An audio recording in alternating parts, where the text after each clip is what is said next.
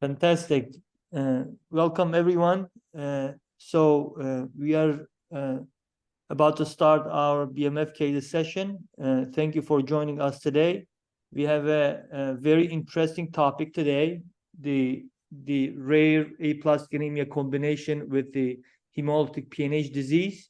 I think this is one of the entity that is usually misdiagnosed and has a lot of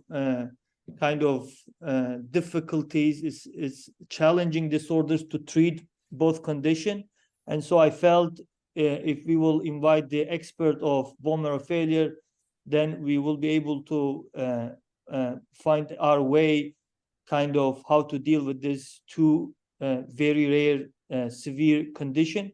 And so I want to thank to our BMF case organizing team for bringing this topic together. And so my privilege to host Dr. Jaroslaw Maciejewski today. He is the chair of the Department of Translational Hematology and Oncology. So he did his MD and PhD program from Humboldt University, Berlin, Germany, and then his internal medicine residency in University of Nevada, and hematology fellowship at NIH, and worked with Neil Young. He's an attending hematologist specializing in bone marrow failure syndromes, inherited and acquired cytopenias, and MDS. He sees patients all over the world, and his research interests have evolved from molecular and immune mechanism of bone marrow failure syndromes, including MDS, leukemia genetics, and targeted drug discovery for these conditions. His laboratory has made several important contributions to understand these rare disorders, especially aplastic PNH and LGL. He has been mentoring several trainees all over the world over the last 25 years. Without further ado, we will go ahead and get started with the first case.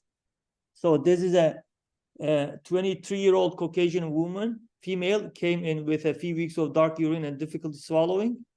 Further evaluation revealed her hemoglobin of 9 grams with ANC of 1500 and platelet count of 50, with the indirect bilirubinemia of 4 milligram, with the LDH of 540 and retic count of 6% and low haptoglobin. And then because of this profound hemolysis picture, the PNH flow showed 65% granulocyte clone with a 20% RBC clone. And so the diagnosis of PNH was established, and she was monitored for 2 years without any treatment. And throughout this time, she experienced 4 frank hemolytic crises, mainly triggered by infections. When she presented to our clinic, we repeated her bone marrow. The bone marrow showed normal cellular with no dysplasia. FISH and cytogenetics were unremarkable. PNH flow showed 20% granulocyte clone with a 14% red blood cell clone. Basically, her clone size regressed significantly in couple years.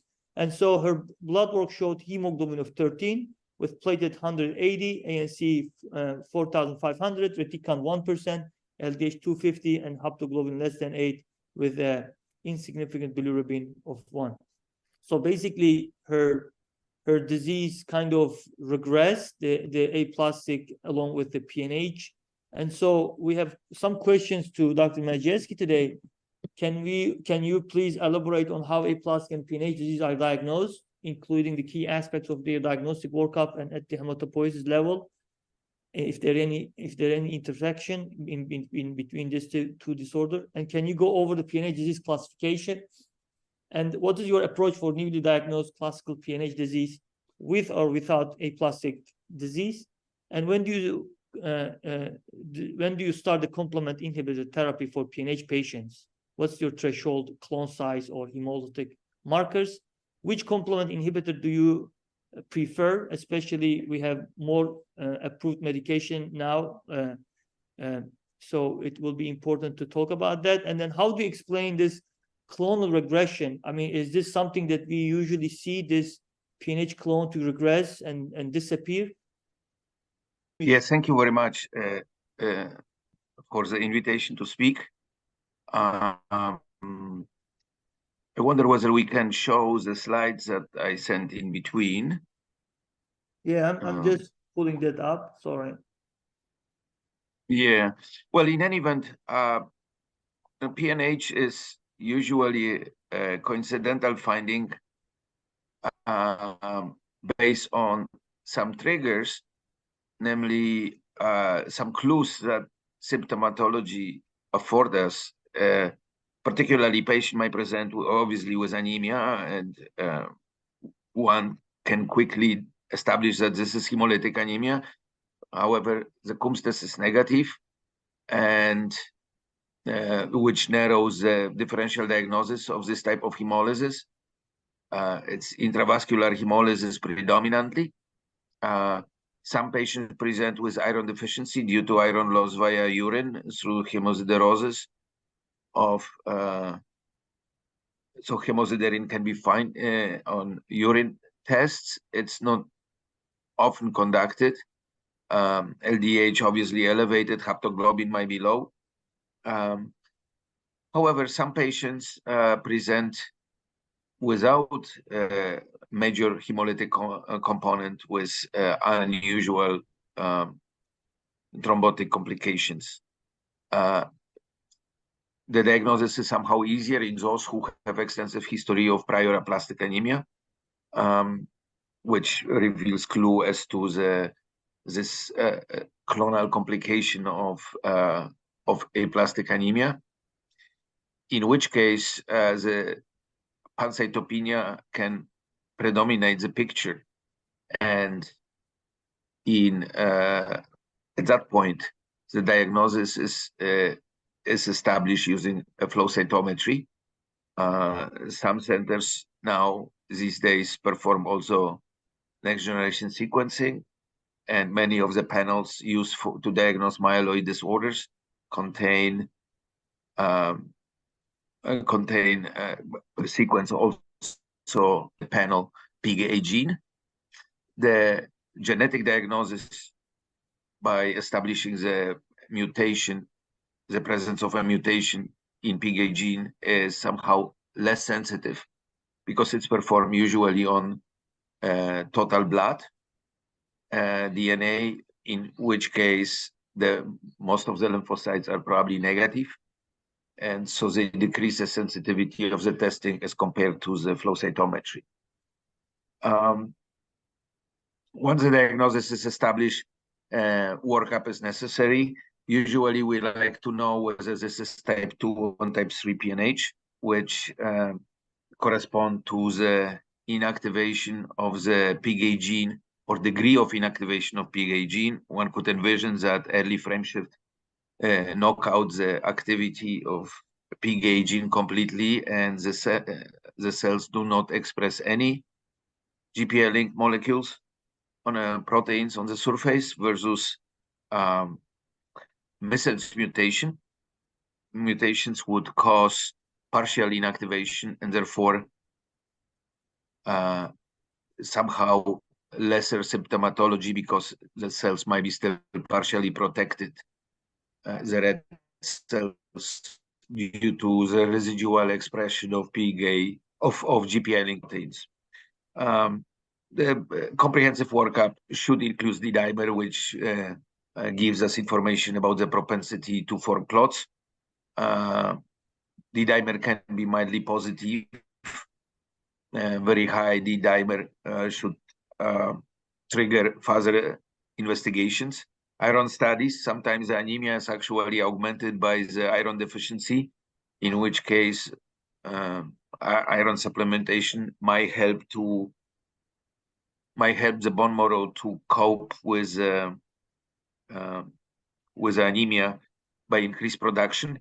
So, and once iron is supplemented, then often reticulocytes are highly elevated, but they can be highly elevated at presentation, of course, consistent with the diagnosis of hemolytic anemia. Now, the degree of increase in granulocytes in reticulocytes correlates with the severity of coincidental bone marrow failure. The same is true for platelets. Original diagnosis requires bone marrow. Usually the follow-up in uncomplicated cases or in cases that are classic do not require serial bone marrows or bone marrow evaluation. The diagnosis can be made on peripheral blood.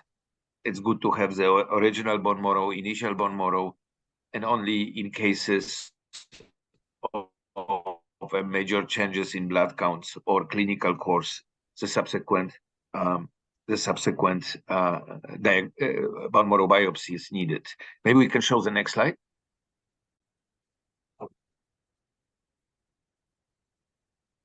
Yeah, it is important to sort of have in mind the classification of this disease. The standard evaluation would find a small PNH clone in many patients with aplastic anemia in up to 50%. Tiny clones of 1% or lesser do not warrant the diagnosis of PNH, and therefore I tend to think that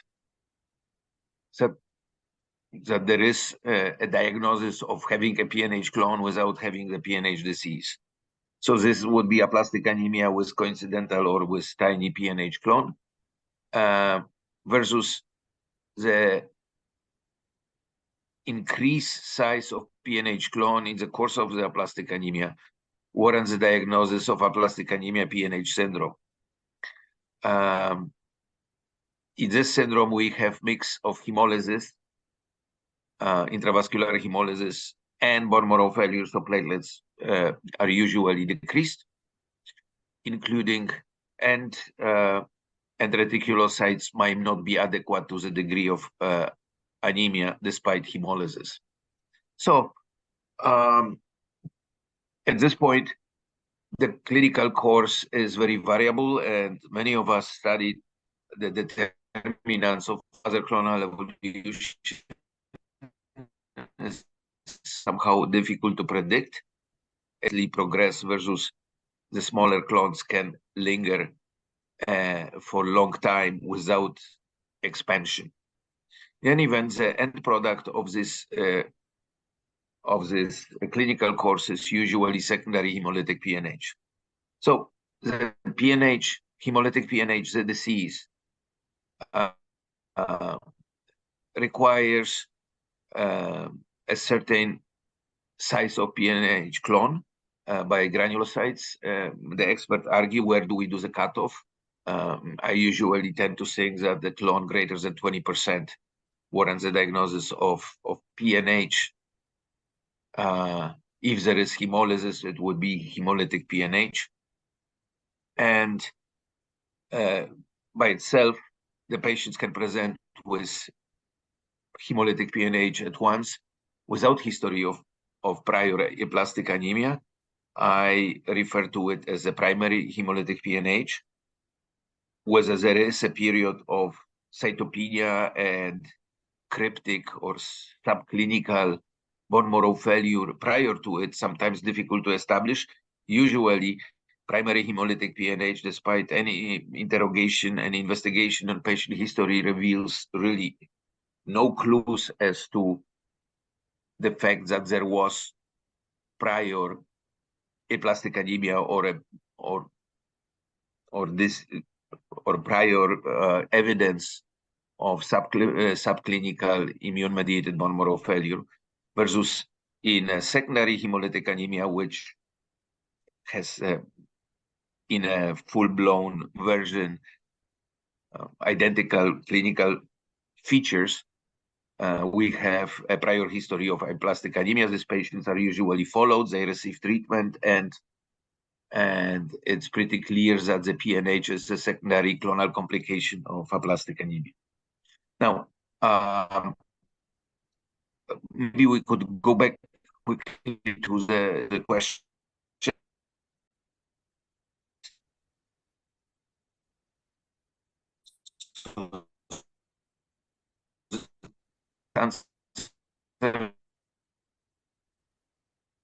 Okay, so sort of zoom in on the subsequent question. Yeah. the newly diagnosed patients sometimes constitute a therapy to anti-complement therapy, and particularly in cases of type 2 PNH, whereby patients has long periods of seemingly well-being and therefore and only presented at times with so-called hemolytic crisis. The frequency of this crisis determines the impetus for initiation of therapy. If the hemolytic episodes are very rare and otherwise counts well preserved, there might be some consideration of watching, and some patient elected obviously the drug injections, so this somehow might impact patient lifestyle. However, obviously clear cases such as patients presented with thrombotic complications or patients with severe anemia, there is no dilemma in terms of starting of anti-complement therapy. So these borderline cases, in which case the preponderance of evidence supporting initiation of therapy makes a decision, including how symptomatic is the patient, even if anemia is not severe. Is there trauma? Is there history of thrombotic complication? Is the dimer sky high? At that point, it's worthwhile to mention that the clinical course by itself, also not as a nosologic classification, can be either constant severe crisis. These are usually patients with a significant type 3 clone, versus whether the patient has relatively indolent disease interspersed with hemolytic crisis. Now, in those patients, the attacks of hemolysis are usually more severe because they, in the periods of relative well-being, they accumulate PNH cells, and then it usually the crisis is associated with a significant drop of hemoglobin, sometimes secondary kidney failure, and all the symptoms inherent to it, versus patients who have chronically severe or a high degree of complement activation. These patients destroy red cells on a steady state level, and therefore there is no crisis per se. There are only fluctuation of hemoglobin in the lower range of the spectrum because of the steady high activity of complement. So once it's decided that patients should be treated, the question is, how do we treat them? And up to 2 weeks ago, we had two choices. We had a C3 inhibitor, Empaveli, and C5 inhibitor called Ultimaris. The administration of Ultimaris includes every 2 months infusion after a loading of every 2 weeks times 1, versus Empaveli is administered twice a week via sub-Q injections. And the drugs in upfront setting are equivalent. There are major differences as to ability to control so-called extravascular hemolysis that happens in some patients who are on C5 inhibitors. But it's upfront very difficult to predict whether this particular patients will have extravascular hemolysis, and therefore in the novo setting, the seeming advantage of controlling extravascular hemolysis is not strong. Only maybe 10 to 15% of patients will experience extravascular hemolysis, in which case, one can switch them to a more distal complement inhibitor like Empaveli, and now we have also iptacopan. So currently we have the SERT inhibitor, which is a very distal inhibitor in the alternative complement cascade, targeting factor B. This is very effective drug, again, in an upfront setting, and it would control also the extravascular hemolysis. Thus, in upfront setting, these drugs are mainly equivalent. Obviously, there will be no extravascular hemolysis or significant extravascular hemolysis with Empaveli and with iptacopan, but otherwise, the C5 inhibitors are extremely effective, with only minority patients who don't have sufficient responses. And these patients can be then switched to the distal inhibitor. So it's difficult to make recommendations. It depends on the lifestyle. Older patients don't want to deal with a gadget that are needed for self-injection. Some patient, however, enjoys the freedom of not having to go to the clinic. There is a driving time. There is also a preference of the health system or insurance that they have, which might have on formulary one or the other drugs. The experience with oral drugs is less, particularly in terms of approval, insurance, but many patients in upfront setting confronted with the three options, assuming that we don't have a particular bias, I would guess would select an oral inhibitor. However, I noticed that many patients who are established and have very good responses with C5 inhibitors, they, while they are interested about other drugs, when it comes to it, they don't want to quote unquote rock the boat and the every 2 months infusion where they are tucked in, and this is built into their lifestyle and work schedule. This administration can be quite convenient. Okay, so this would be an upfront setting. I wonder whether we can go back to the last question. Yeah, the last question was, can you talk about the clonal regression? I mean, so normally when we see a patient, Yeah, the clone of so 60%. good.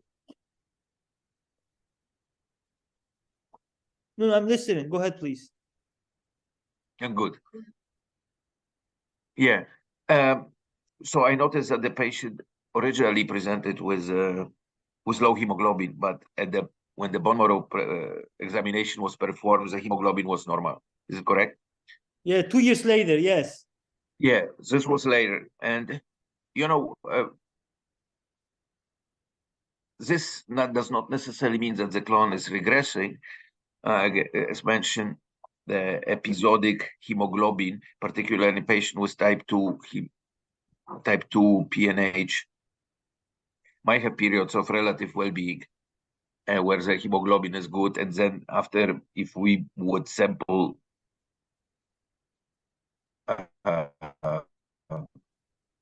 CBC following a crisis, it would be significantly lower. However, when serial evaluation over years, let's say in semi-annual PNH flow, might reveal a regression of the clone. This is rather late occurrence. 150 fully hemolytic patients that I have followed, maybe we experienced this 3 to 4 times in a clear setting. And of course, this is a very happy event for the patients, and to the extent that in 3 occasions we stopped complement inhibitor, and they were free of any intervention. However, so what are the causes of it and how one can explain? So they are good causes. One would think that if the hemopoiesis is mastered over the years out of original PNH initiating stem cells, the stem cell exhausted itself and is out, while the normal bone marrow had time to, if you wish, repopulate the bone marrow following aplastic anemia and takes over hemopoiesis. I have experienced it less commonly, but particularly in young patients. This is described, I recall, two young women who eventually lost the clone and were fine. However, in other patients, what happens is they actually have a clonal mosaicism whereby the coexisting myelodysplastic clone characterized by additional myeloid mutations grows and outcompetes PNH. So if you wish, PNH clone is squeezed out. Essentially, such a scenario is compatible with clonal evolution to myelodysplastic syndrome, which, according to current classification, can be originally very mild. So the patient might experience a holiday for a long period of time whereby they don't have any hemolysis. Hemoglobin might not be perfect, but they don't have any more PNH. The MCV is high, and next generation sequencing would reveal a new occurrence or expansion of a prior coexistent myeloid clone characterized what typical myelodysplastic syndrome style mutations. The cases that I have seen show a spliceosomal mutation SF3B1. I saw a patient with Sybil. I saw a patient who lost the PNH clone and was replaced with monosomy 7 clone coexists in the same patient. So not all that good news. Obviously, we are looking, and every patient will ask, well, is there a spontaneous remission? And sometimes this would be a good event, but I think we have to be careful to evaluate whether loss of PNH clone is associated with replacement or outcompeting of PNH clone with another aberrant clone, which would highlight early myelodysplastic syndrome, or at least a SICUS, as a prodromal or initial stage of myelodysplastic syndrome. Okay, great. So I think before we will move to the second question, the question I have, so when you describe this evolution of this PNH clone or expansion of this PNH clone and progressing into the syndrome, AA-PNH syndrome, how often do we see this PNH clone expansion, and how often do we need to repeat the flow cytometry to catch this kind of hemolysis progression or disease emerge? Well, in stable patient, I decide upon repeating the test on anniversary meetings, milestone meetings that you have in regular follow-up. I think monitoring once every 6 months or to once a year is reasonable. However, the PNH flow should be repeated should the balance between bone marrow failure and cytopenia and hemolysis switch. At that point, we would like to establish that the patient PNH clone did or did not increase, or whether he warrants now the diagnosis of hemolytic PNH. Obviously, in aplastic anemia PNH syndrome, platelets should be decreased, and patient reticulocytosis might be not as prominent as hemolytic PNH, whereby the bone marrow failure component is pushed into the background, and the hemolytic picture with reticulocytosis predominates. So, at occasions that warrants this due to change of clinical status, but otherwise, as a part of annual or semi-annual evaluation. Okay, great. Just to reiterate your point that getting the PGA mutation is not really too sensitive, and so we should not be looking, because most of the myeloid panel that we are using commercially available, they do not include the PGA, and it's not a necessary testing to do it. Rather, we should focus on the flow. Yeah, okay, no, great. Definitely. It's not helpful in establishing the diagnosis. However, if it is on the panel, and it addresses the issue of initial presentation.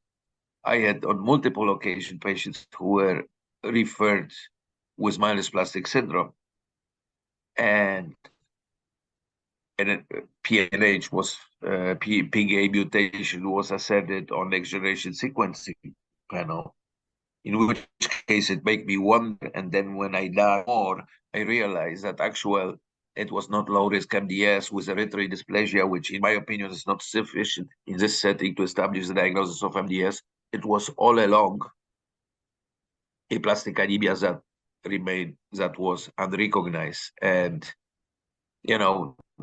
we as doctors, we say, well, so this is PNH that evolved in the context of MDS. Actually, a typical garden variety MDS does not have PNH clone, and the frequency of detection on big screens of detection of PNH clone of patient with typical myelodysplastic syndrome was extremely low, less than 0.5%. And again, the presence of PNH clone, it's always a hint that there is an immune component, and maybe the original disease was actually immune controlled or immune mediated. Then you have to look for the context of the cellularity and dysplasia of percentage, right? Yeah, I mean, obviously in myelodysplastic syndrome, you would like to see normal hypercellular bone marrow, but again, it would be not distinctive for PNH clone. I always say to people who start understanding PNH, look at the biopsies that is cellular, and now try to take away all erythroid components, which would be the PNH clone. And when you think about, you see hypocellular bone marrow, if you could wipe out, with a marker, with a eraser, the erythroid components. So in this respect, that's why the diagnosis is sometimes, that's why the pathologic diagnosis is sometimes mixed up, because both myelodysplastic syndrome and PNH are cellular bone marrows, and they both have erythroid dysplasia, but usually, at least in this setting, and presence of myelodysplasia would be required in order to forward the diagnosis of myelodysplastic syndrome, including cytogenetics and other signs. But just to find cellular bone marrow and erythroid dysplasia is not sufficient to make a diagnosis of myelodysplastic syndrome, particularly in the setting of reticulocytosis, would be very atypical for MDS, where we would rather expect reticulocytopenic anemia. Okay, got it. Okay, so we'll move to the next case. This is a very interesting case that to go over. This is a 53-year-old Caucasian male presented with several months of fatigue, aphasia, sudden onset aphasia, and petechia. His hemoglobin was 3 with ANC of 200, platelet was single digit, LDH was 1500, haptoglobin was low, the indirect bilirubin was 7 milligram with a high D dimer. And so he lingered around and he was worked up, but at the same time, his MRI showed that he had a subacute infarct with a petechial hemorrhage a couple weeks after his initial presentation to the hospital. So his initial biopsy, bone marrow biopsy, showed 60% cellularity with a marked increase in erythroid and megakaryocytic predominance. There was a mild dyspoesis, and there was no cytogenetics or MDS fish abnormalities. And NGS was unremarkable. Eventually, after a 2.5 and 3 months kind of hospital stay, they did a PNH clone, and then they found this 85% or 93% granulocyte clone with an 11% red cell clone, and the classical PNH diagnosis was made with the assumption of normal cellular bone marrow. But again, remember, this patient had the platelet count of 9 and had very low ANC, so it was not really compatible to say this is a classical PNH. When we saw him, we repeated his bone marrow. There was a decreased megakaryocyte and granulocyte, and there was very much increased erythroid precursors. And so the overall cellularity was 10 to 20%. and that was unremarkable with the cytogenetics and MDS fish panel. And the neutrophil clone size was 95% with the 10% red blood cell clone. So basically, he was frankly aplastic PNH syndrome, and he was kind of experienced worse outcome of PNH in initial presentation. So the question to Dr. Maciejewski is that how often do we see this classical PNH with severe aplastic anemia, namely the AA-PNH syndrome, and how do you manage this severe aplastic and concurrent classical PNH patients? And the third question is, in case of this syndrome, how significant the reliance of the overall cellularity? Because as we saw in this case, initially he was misdiagnosed with classical PNH. Does it matter? It doesn't matter really. Maybe he could be mistreated as MDS because of that dyspoiesis, right? The fourth question is, when we are approaching to these people, do you treat both, or do you rather to target like both of them with a transplant? And what is your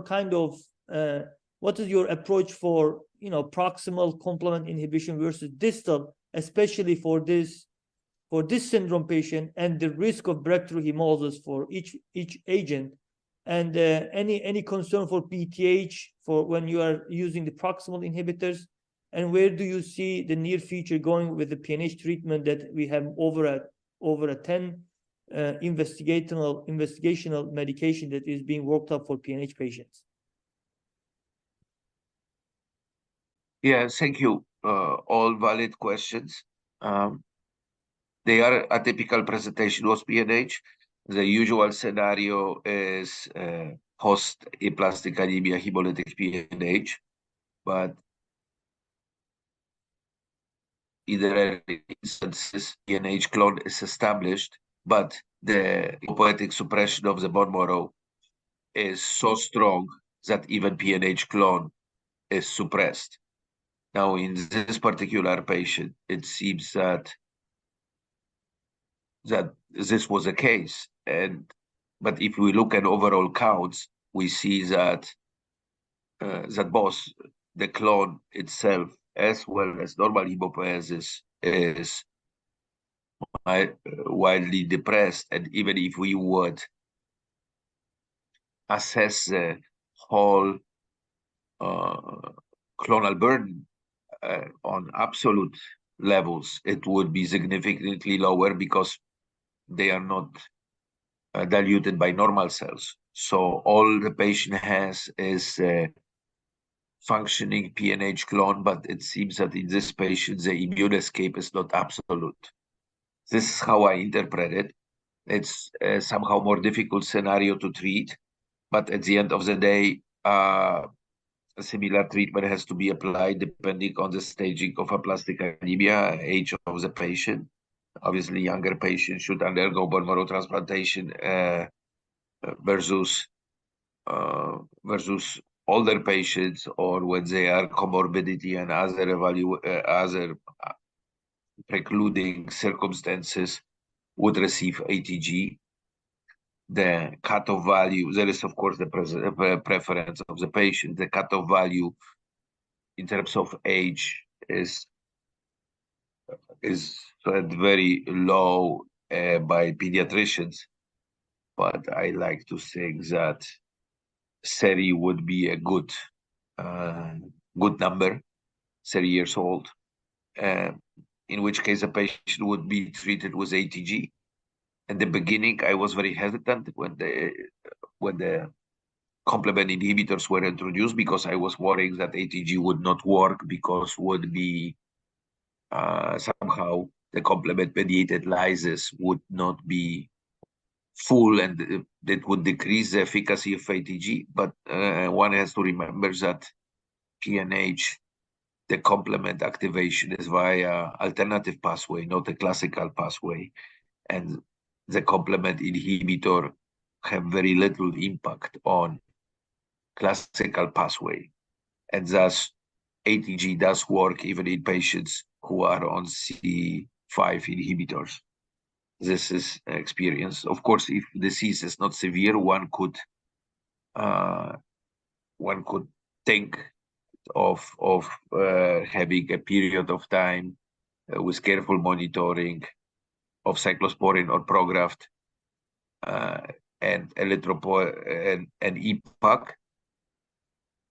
The trials are ongoing, testing ATG, cyclosporin, EPOC versus cyclosporin, EPOC combination. The word is not out. I think it's not going to be that clear. By itself, ATG versus plus cyclosporin versus cyclosporin, ATG was clearly superior in inducing remissions. Now, the question was whether this patient in this scenario does need complement. He's not making very many red cells. And if the reticulocyte count is extremely low, then the hemolysis that patient experienced would be not that significant because there is a total suppression. Now, one could think that once immunosuppressive therapy is initiated, this would change, and then once reticulocytosis is observed, this would be the times that the patient would benefit more from the blockade. For now, the hemoglobin will be diluted by transfusions, and which would further decrease the hemolytic component of the anemia. So, but in overall, if one would have a sort of pantheistic approach to pancytopenia in this patient, at certain point, the complement inhibitor might be useful in addition to immunosuppression. Yeah, other cases, and are patients who have who have a hemolytic PNH. These are usually, in my opinion, patients with type 2 PNH. And again, it's a sort of waiting game when some trigger in the life of patient, such as infection or some other episode, would trigger major hemolysis. Usually these patients have very small gradient between PNH red cells and PNH granulocytes, which indicates that the degree of hemolysis is very little, or the patient catches up with the hemolysis. I mentioned already the distinction of clinical course of patients who have crisis versus patients who have constantly high complement activity. And of course, we believe that the risk of thrombotic complication is significant in patients with PNH, and some even present with very mild anemia and this, such as what Chiari syndrome and others at presentation, versus patients who have for years PNH and never have thrombotic complication. Overall conversion rate is probably 30% over the time or the risk over the years. 30% of patients with PNH will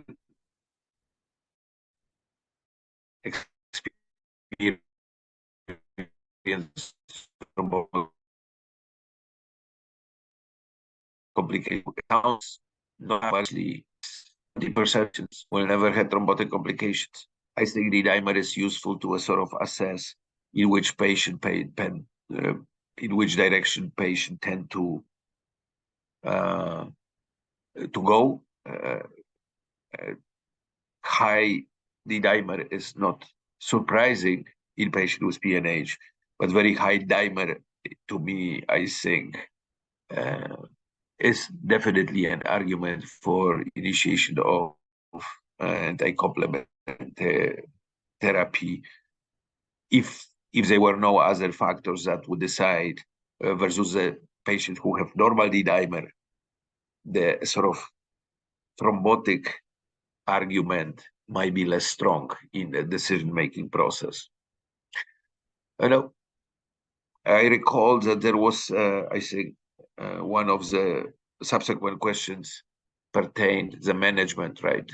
So we Right. discussed already concomitant immunosuppression and the fact that this can be admitted even including ATG.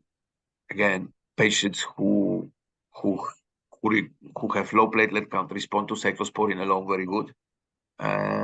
Reticulocyte count through immunosuppressive therapy will increase, so somehow the compensatory chemopoiesis would be more efficient, which, if implemented, might make the argument for anti-complement therapy more compelling. If a patient has fully compensated hemolysis, one could think that maybe anti-complement therapy can be delayed, and it depends, of course, on the constitution and mental preferences of the patient itself.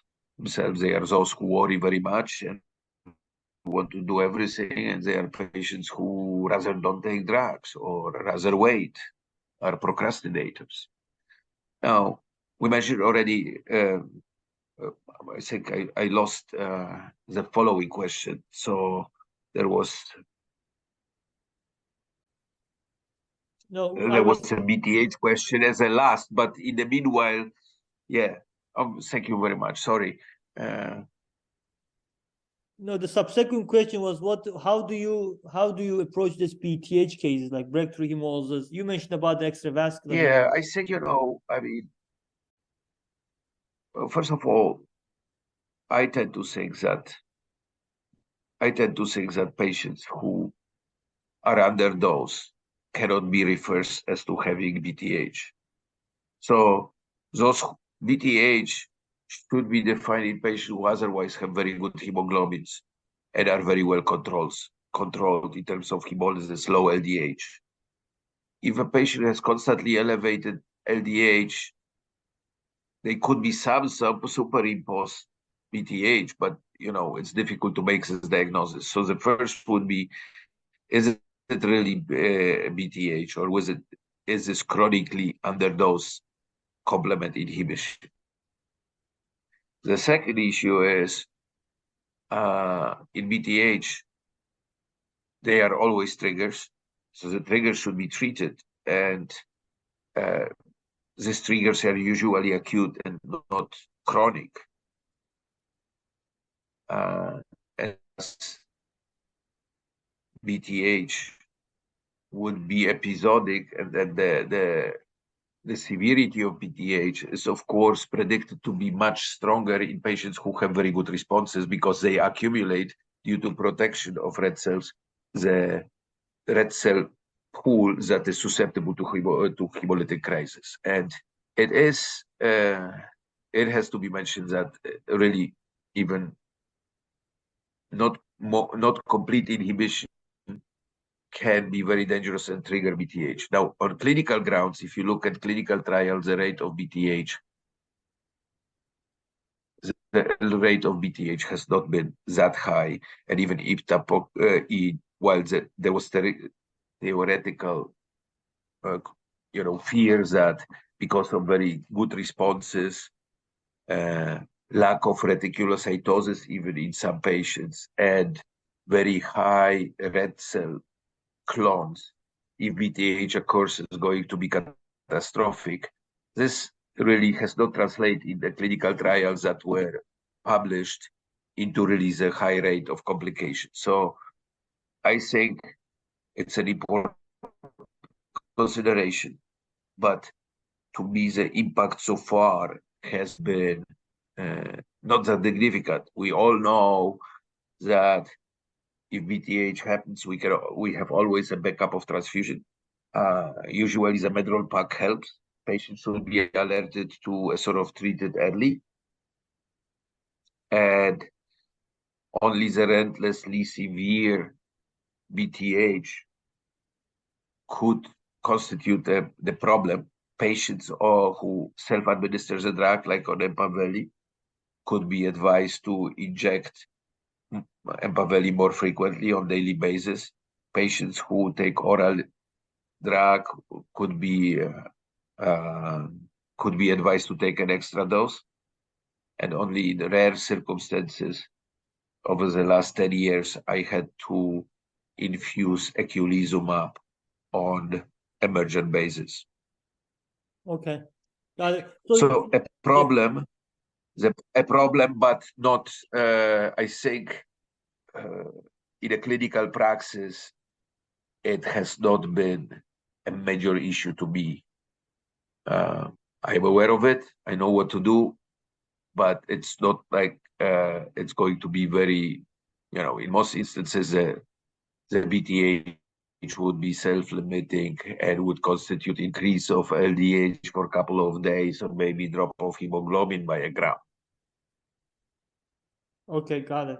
So you're saying when you start any C5 or C3 or proximal or factor B or D's, factor B's, then the factor D inhibitors, the approved one, then you have to argue, factor B inhibitor that is approved. So you're saying when you are putting these people on this medication, you have to watch if they have any extravascular hemolysis, right? Or if they will have any complement activation event that will lead to a breakthrough hemolysis, then you may need to intervene because of the severity of the hemolysis, correct?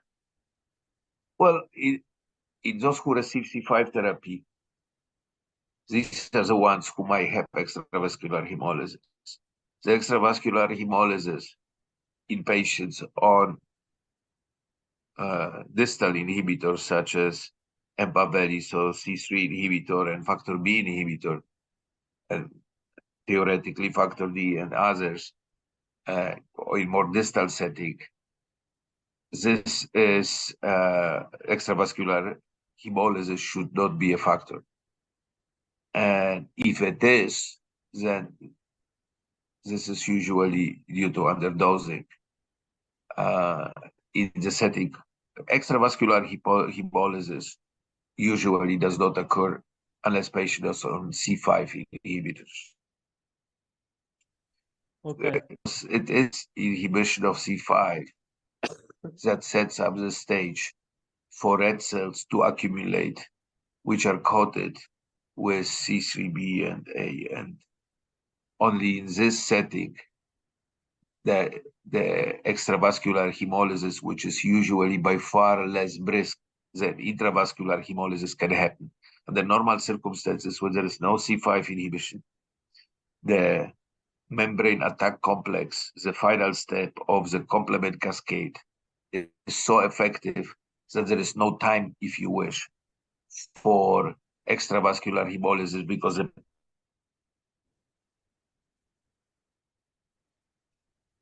the red cells are blown to pieces.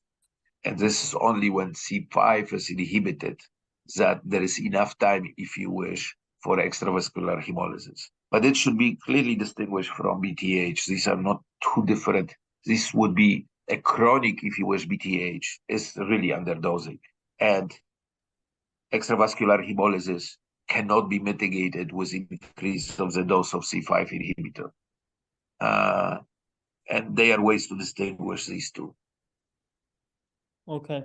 The ways are the DAT positivity sometimes and having a super high, very low LDH, not to the level that you will see with the BTH, because BTH is intravascular event. Anyway, we have some trainees in the session, that's why. So, Yes. Dr. We have a couple more minutes left. I think we are done almost with the presentation. Does anyone has any question? Please feel free. We have a couple more minutes. We should take this opportunity to ask Dr. M and learn some. Hello, Dr. M. This is Matt Hancock at UT Southwestern. I have a question about starting and stopping anti-complement therapy. So do you start complement inhibition in the setting of acute severe hemolysis and thrombosis for classical PNH? Do you start that urgently in the hospital, or can you kind of wait a week or two to start that outpatient for a patient with a large PNH clone and sort of life-threatening thrombosis? Sure. I think for thrombotic complications, there is more urgency than actual hemolysis, which can be very well mitigated by transfusions. So I have to say that it has been a long time that I had this catastrophic case where it crossed my mind that we have to drop everything and try to get the drug approved. In most centers, the only Soliris is on the formulary on emergent basis is available, particularly because of atypical HUS. So a classical setting where you might think it would be postoperatively where there is otherwise a lot of things going on and one really want to take this out of equation.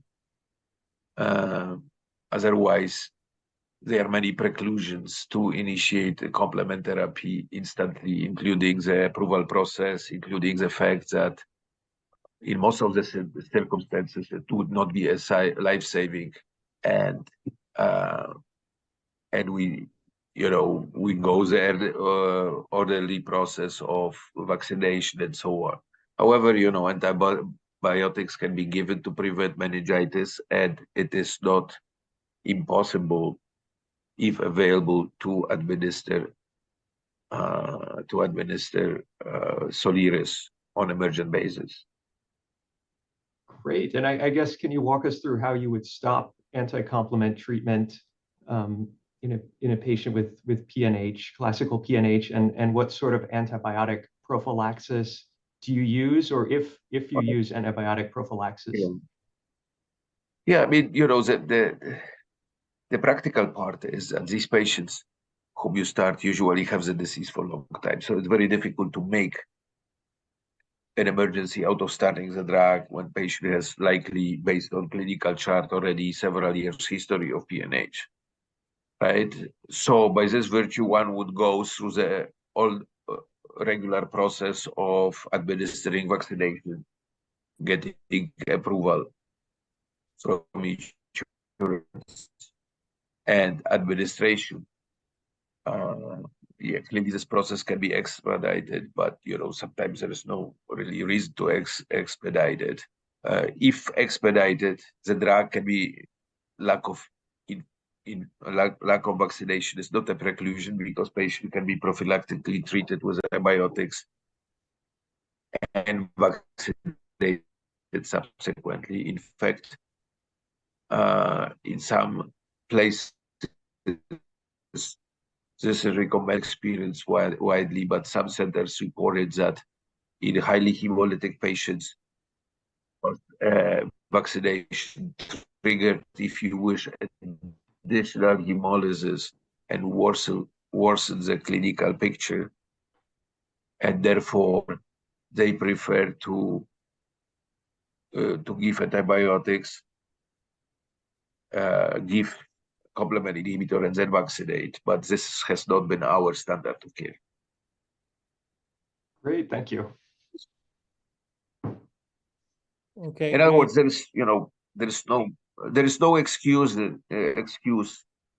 if really it's considered life-saving, like we would say massive Budd-Chiari syndrome or some other intracranial process, to give Soliris to a PNH patient because he was not vaccinated. I mean, this should not be an issue. Okay, great. Does anyone has any other questions? I think we should respect everyone's time, but we can get one more question. Okay, great. Thank you, Dr. Maciejewski. It's been an honor to host you, and we will look forward to host you in another session with the bone marrow failure. Thank you all for joining us. Thank you very much. Thank you for organizing it, and I'm looking forward to the other presentations. Thank you.